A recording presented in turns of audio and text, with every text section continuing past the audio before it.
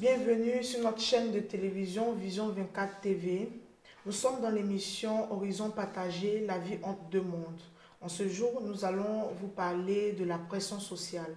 La pression sociale, c'est un sujet qui fait beaucoup de polémiques. On entend plusieurs personnes qui vivent des dépressions et etc. Alors en ce jour, nous allons vous parler de la pression sociale et en Occident et en Afrique.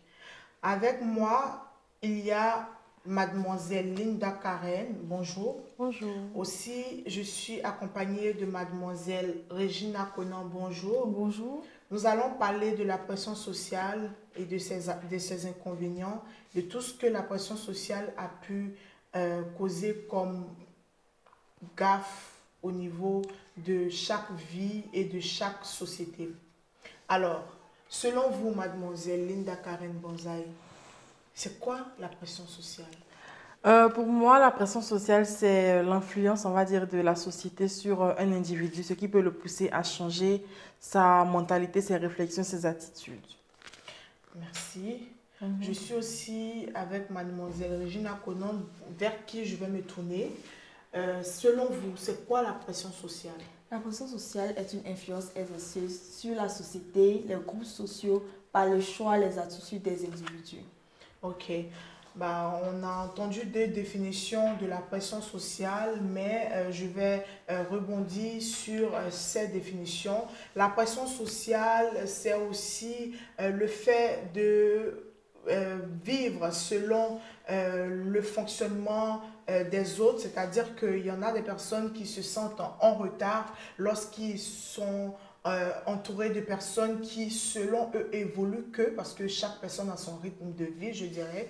Alors, pour y remédier là-dessus, la pression sociale, tout court, c'est le fait d'être influencé par un groupe de personnes qui évoluent ou non, peu importe, selon ce que tu vois dans ton rétroviseur ou selon ce que tu vois vis-à-vis et tout.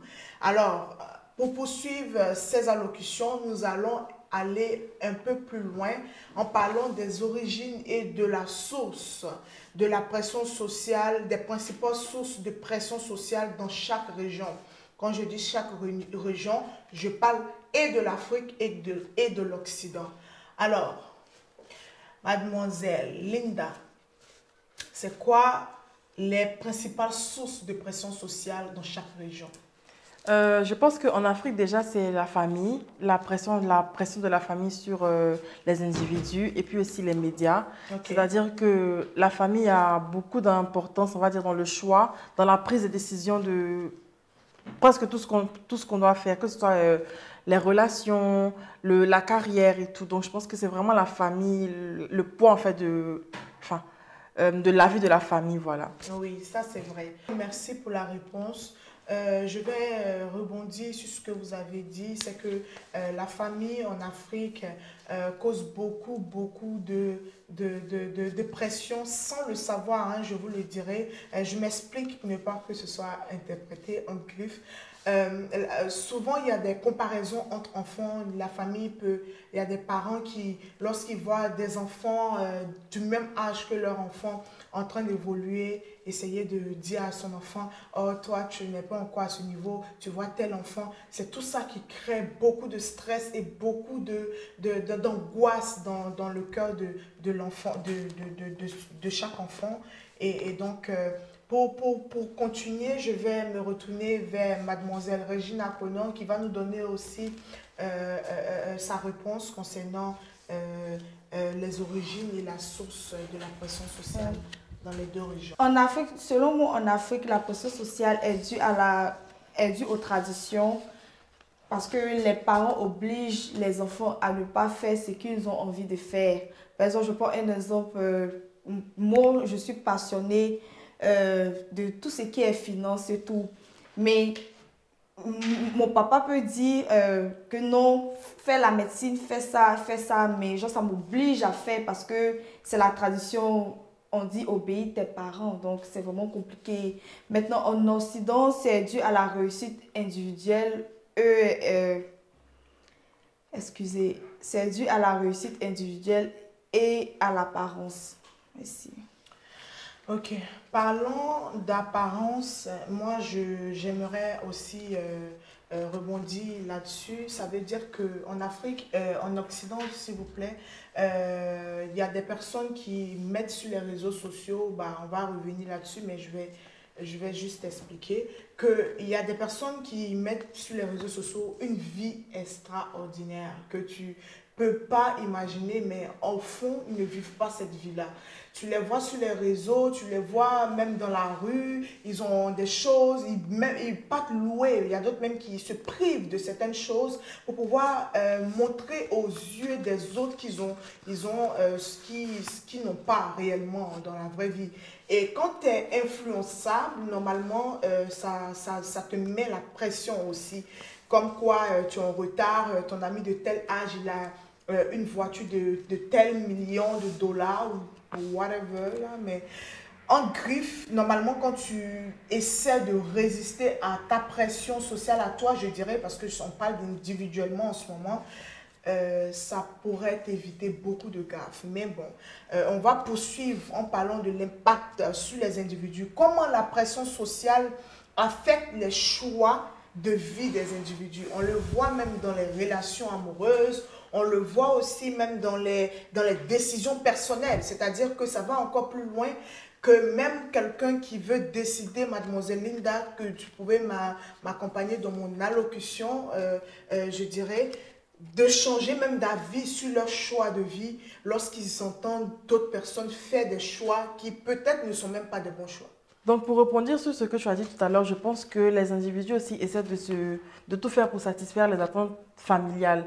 C'est-à-dire qu'ils vont essayer de se conformer aux besoins des parents par rapport à leur choix de carrière peut-être ou leur relation, que ce soit amicale ou amoureuse. Donc, ils vont essayer plus on va dire, se conformer en fait aux avis des parents. Donc, je pense que la pression aussi des parents, enfin, l'avis des parents, voilà, a un impact sur les individus.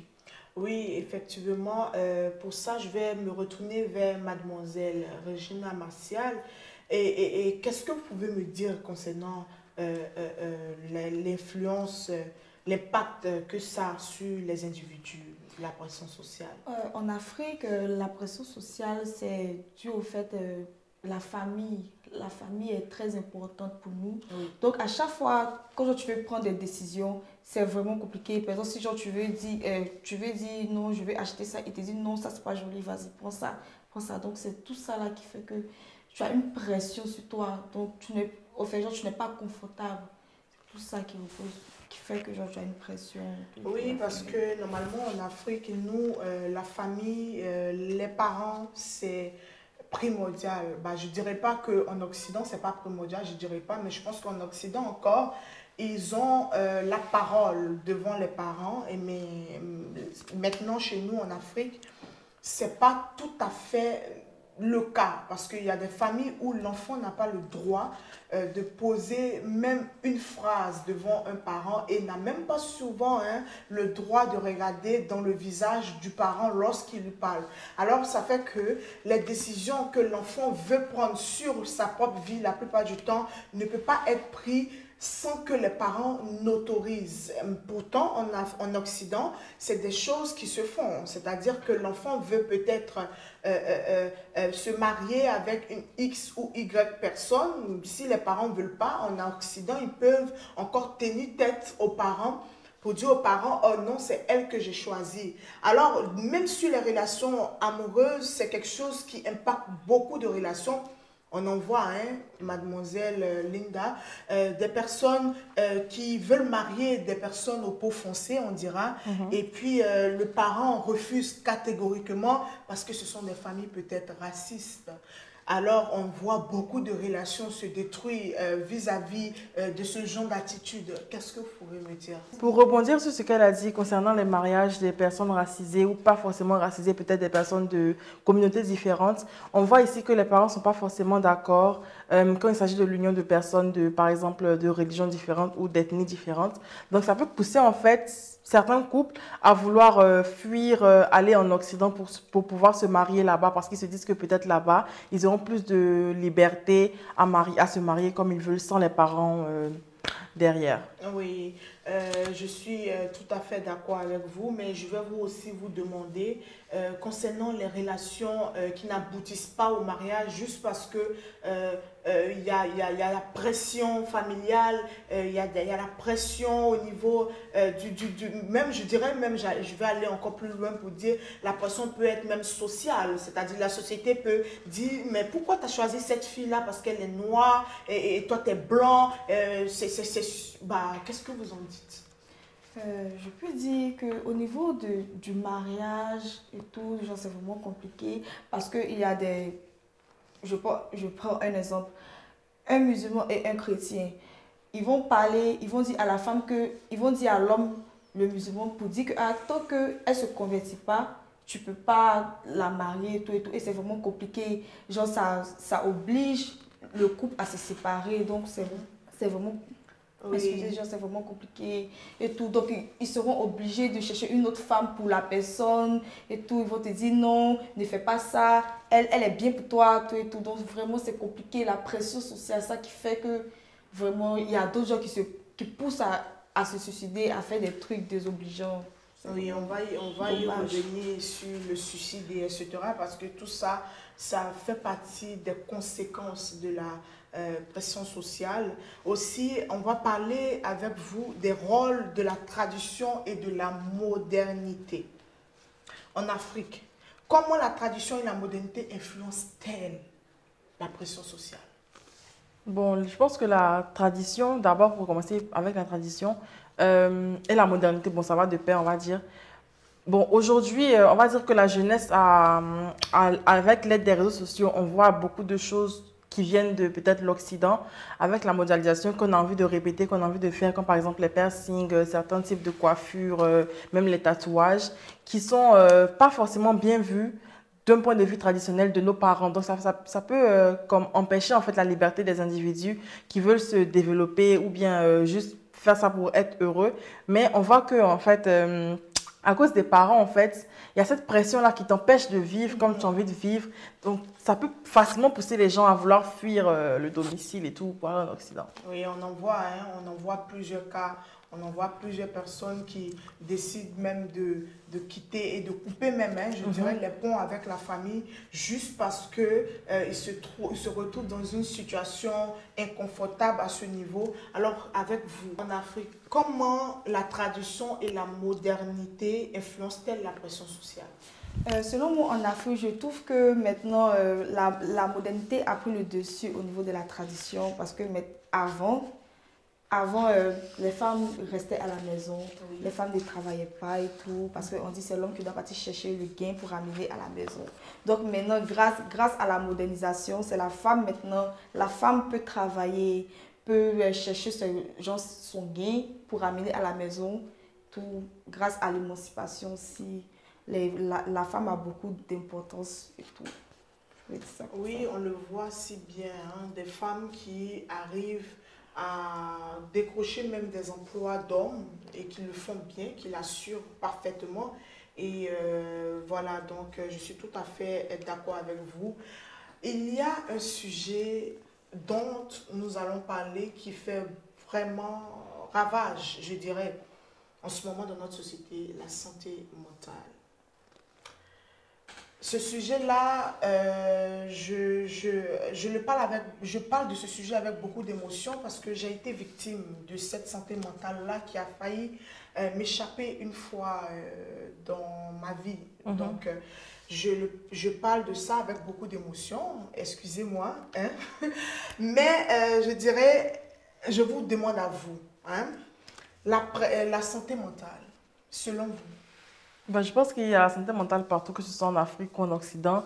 Tout le monde, en fait, va avoir une expérience avec la santé mentale. Par exemple, en Afrique, ça va être le poids de la société. Par exemple, ce sentiment d'être en retard par rapport aux autres, ça peut pousser les gens à faire des choses, à avoir des pensées suicidaires, on va dire. Le fait de se sentir en retard, de penser qu'on n'a pas assez d'argent pour faire telle ou telle chose, de voir que certaines personnes roulent dans genre un certain type de voiture qu'on n'a pas forcément. Et pareil en Occident, le fait d'être seul, d'aller dans un pays où on est seul, on n'a pas forcément de famille, où on a laissé tous nos proches, toutes nos familles ici en Afrique, ça peut vite pousser quelqu'un à la dépression ou voilà, à un stress, enfin, sans nom, on va dire. Effectivement, hein, on a plusieurs personnes qui vivent ça, hein, qui ont même fini par se suicider juste parce que mentalement ils étaient affectés. Et la pression sociale engendre beaucoup de problèmes de santé mentale, on en voit. Mademoiselle Conan, j'aimerais savoir, selon vous, qu'est-ce que la pression sociale a à voir avec la santé mentale? Pour moi, la santé mentale a quelque chose à voir avec la pression sociale à cause du stress, de l'anxiété. Je prends un exemple. En Afrique, tu fais des perces et des tatouages. Déjà, on te voit dévergondée, on te voit, en une fille facile, tout et tout. Donc, c'est ça qui pousse aux gens à être genre dans la dépression parce que à la maison, les parents vont te mettre la pression que pourquoi tu fais ça, pourquoi tu te perces, pourquoi tu mets les tatouages, tout et tout. Donc, c'est tout ça là qui te force à être en dépression, à être dans l'anxiété, tout et tout. Par exemple, moi, je vais expliquer mon cas. J'étais au Canada. J'étais au Canada, j'avais percé ici à la joue. Et un jour, j'ai fait un appel vidéo avec mon papa. Il a vu et il a dit que qu'est-ce que c'est, qu'il faut faire, tu vas partir enlever. Pourtant, le piercing, c'était mal percé, donc c'était dans ma chair. Donc, j'étais obligée. J'étais tellement stressée dans la dépression. Même, j'ai fait un rêve où j'ai enlevé le piercing. Donc, c'est vraiment compliqué. Donc, j'étais obligée d'enlever le piercing à tout prix. Donc, j'ai enlevé ma chair même. Donc, c'est tout ça là qui emmène à la santé mentale. Effectivement, hein, on a entendu votre anecdote et la santé mentale, c'est vraiment quelque chose à ne pas négliger. Même moi, j'ai fait une dépression, j'avais perdu mon emploi à la banque et j'ai pas connu les raisons pourquoi j'avais perdu cet emploi-là. Ils m'ont donné des raisons comme ça, c'est vrai. Après, on m'a même donné un numéro pour qu'on me suive et tout, pour que je ne fasse pas de dépression et tout ça. J'ai trouvé ça tellement méchant, oui. Effectivement, je ne juge personne et je ne dirais pas le nom de la banque aussi non plus. Mais en tout cas, c'est ce que j'ai vécu. C'était compliqué pour moi. Après, je suis tombée en dépression. Ma santé mentale était très, très affaiblie.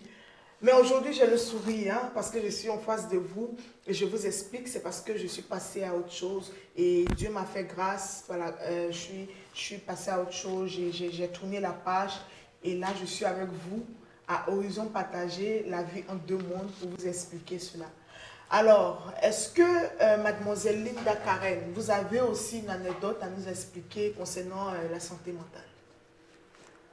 Bon, oui, j'ai une anecdote concernant mon arrivée, en fait, on va dire au Canada. Moi, je suis arrivée pendant la période de Covid. Oh, Et puis, mon papa, il a pris mon billet pour le 25 décembre, c'est-à-dire le jour de Noël. Donc, pendant qu'il y avait une fête à la maison, mais pendant que tout le monde était en train de manger et tout, fêter, moi, j'étais en train de faire mes valises pour partir, en fait, au Canada. Donc, c'est quelque chose qui m'a vraiment... Il était comme... C'est pas normal, en fait, de faire les valises le jour de la fête. Donc, moi, je suis arrivée là-bas le 26 décembre. Et puis, quand on est arrivé là-bas, c'était pendant le confinement. Donc, il fallait que je reste enfermée 2 semaines dans un hôtel. Donc, je suis restée enfermée 2 semaines dans l'hôtel. C'est comme si j'allais devenir folle, en fait. Je parlais à personne, je ne voyais personne. J'ai fêté le réveillon du 31, là, au balcon de l'hôtel. Ils ont mis les feux d'artifice. Et puis, ils étaient comme ça. Ils étaient en train de regarder moi seule. Oh!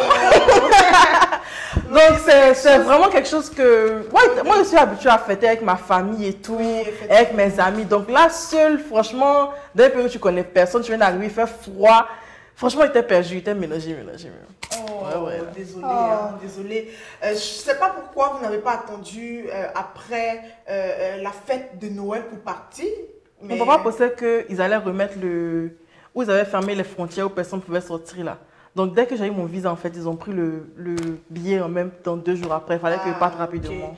Aussi, papa ne voulait pas mal faire. Hein. C'est juste que, après, C'était pour la précaution en tout cas.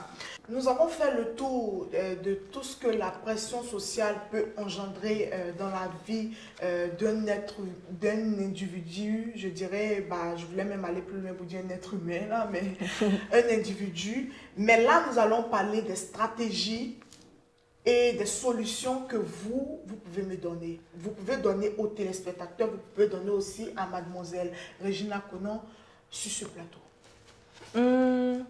On peut par exemple faire des campagnes de sensibilisation pour aider en fait tout le monde à avoir confiance en soi, à avoir confiance en son potentiel, pour ne pas se laisser influencer par que ce soit la famille ou les amis et comprendre en fait que peu importe les situations que nous traversons actuellement, il y a une solution ou bien qu'on peut atteindre en fait tous les objectifs qu'on s'est fixés, peu importe ce que les familles, genre la famille ou bien les amis disent.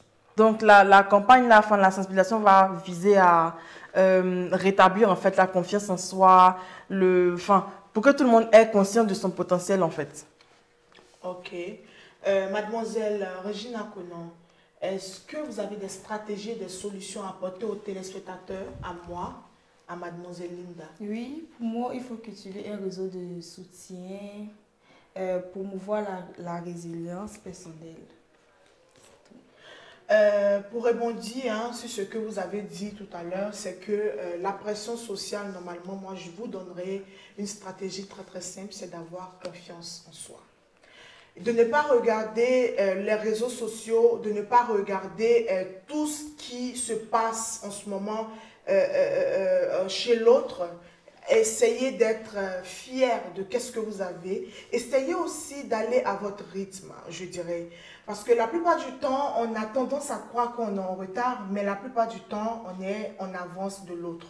Je vous explique, c'est quoi? C'est que les gens ne vont jamais vous montrer qu'est-ce qu'ils vivent réellement chez eux à la maison. Ils vont vous montrer ce qui est mieux, ce qui est beau, ce qui paraît parfait, mais vous n'allez jamais savoir qu'est-ce qui traversent, qu'est-ce qu'ils vivent réellement. Il y a des personnes qui ne mangent même pas à la maison, mais qui sortent habillées de manière très très élégante. Et quand vous les voyez, vous pensez que vous êtes en arrière. Ayez confiance en vous, ne soyez pas surtout influençable parce que la pression sociale commence par un processus. Lorsque tu penses déjà dans ton esprit que tu es en arrière des autres, que tu le veuilles ou non, tu seras en arrière des autres. Ceci étant, notre émission intitulée Horizon partagé, la vie en deux mondes. Merci de nous avoir suivis sur notre très belle chaîne Vision 24. Mais bien avant de partir, nous allons arracher un mot à nos différentes chroniqueuses. Mademoiselle Linda Karen Bonzaï, qu'est-ce que vous pouvez nous donner comme mot de fin?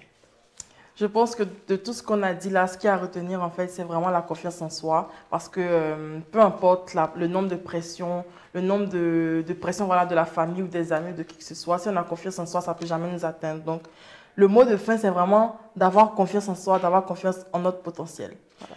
Oui, avoir confiance en soi est important. Alors, nous allons aussi nous retourner vers notre chroniqueuse, Mademoiselle Regina Konan. C'est quoi votre mot de fin? Pour moi, je peux dire, prenez soin de vous, ne vous fiez pas aux apparences, allez-y à votre rythme et ayez confiance en vous. Merci.